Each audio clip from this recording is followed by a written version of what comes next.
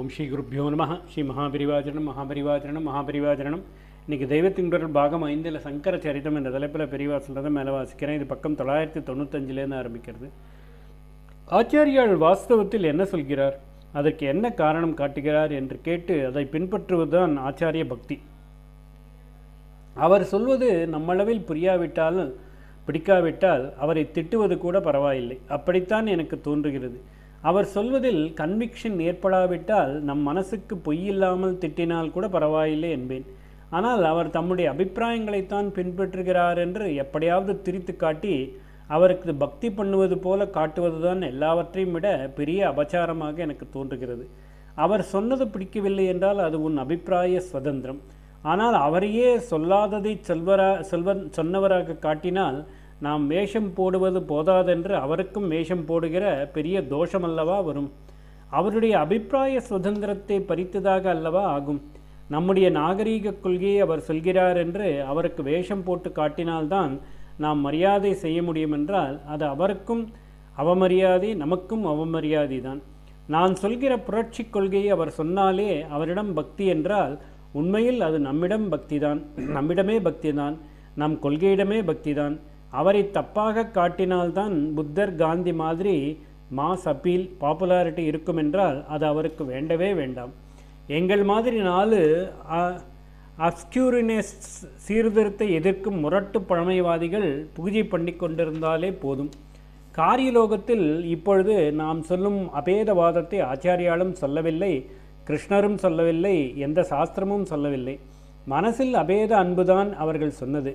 இங்கேயோ ஆச்சாரியால் மனசையும் கழட்டி எறிந்துவிட்ட ஞானியை பற்றி சொல்லி அந்த ஞானிகள் விஷயமாகத்தான் அவனுக்கு சர்வமும் சமம் ஆகையால் அங்கே லோகசாஸ்திர வழக்குகள் இல்லை என்கிறார். இது வேதமே சொல்வதுதான்.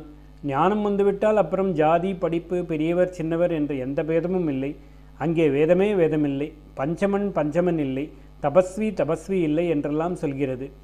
ஒன்றையும் தின்ன வேண்டுமென்று அபேட்சை இல்லாத நிலையில் எதை வேண்டுமானாலும் தின்னலாம், ஒன்றையும் தொட வேண்டுமென்று அபேட்சை இல்லாத போது எதை வேண்டுமானாலும் தொடலாம் என்று சாஸ்திரம் சொல்கிறது. அந்த நிலை எங்கே? நாமுள்ள யதார்த்த லோகம் எங்கே? அதிலே ஆச்சாரியால் சொன்னதே இதற்கு பொருத்தி காட்டுவது அபச்சாரம்.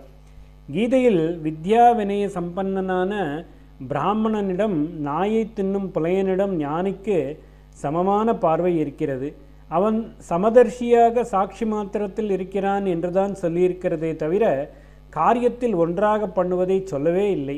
நீ க்ஷத்ரியன், உன் காரியம் சண்டை போடுவதுதான் என்றுதானே எவருக்கு மேலே ஞானி இல்லையோ அந்த கிருஷ்ணர் அர்ஜுனனை ஏவினார். ஆச்சாரியால் அத்வைத ஸ்வரூபம், அத்வைத சாஸ்திரத்தை பூர்ண ரூபம் பண்ணி ஸ்தாபித்தவர் அவர்தான். ஆனால் துவைத லோகத்தில் மாட்டிக்கொண்டு இதிலிருந்து அதற்கு போக வேண்டி இருப்பவர்களான நாம் எவ்வளவு தொலை தூரம் துவைத வித்தியாசங்களை அனுசரித்தே காரியலோகத்தில் போய்த்தான் பக்குவப்பட வேண்டியிருக்கிறது என்பதை நன்றாக தெரிந்து வைத்துக்கொண்டு ஜாக்கிரதையாக பார்த்து வழிபோட்டு கொடுத்திருக்கிறார். இக்காலத்திலோ அத்வைத அனுபவம் என்னவென்றே தெரியாதவர்கள் காரியலோகத்தில் அதை கொண்டு விட்டு ஆத்மார்த்தமான சாஸ்திர விஷயங்களில் இஷ்டப்படி பண்ணி போதாக்குறைக்கு தாங்கள் செய்வதற்கு ஆச்சாரியால் தலையிலேயே பழியை போட்டு ட்ரிபியூட் கொடுக்கிறார்கள். முன்பின் சம்பந்தமில்லாமலும் ஒருத்தருடைய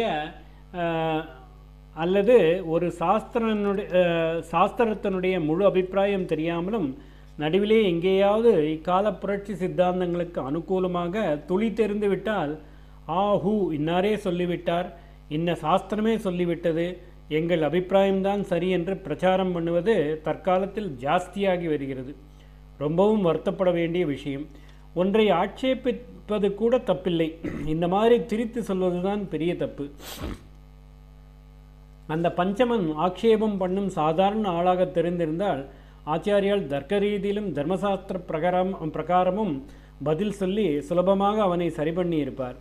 அவன் 2 தேகமும் ஒரே மாதிரி உண்டானது தானே, தேகத்துக்குள்ளே இருக்கும் வஸ்துவை பார்த்தாலோ இரண்டுமே அசலே ஒன்றுதானே, இரண்டும் அசலே ஒன்றுதானே என்று கேட்டதற்கு அவர் வாஸ்தவம் தானப்பா, ஆனால் அந்த உள்வஸ்து உனக்கு தெரிகிறதா?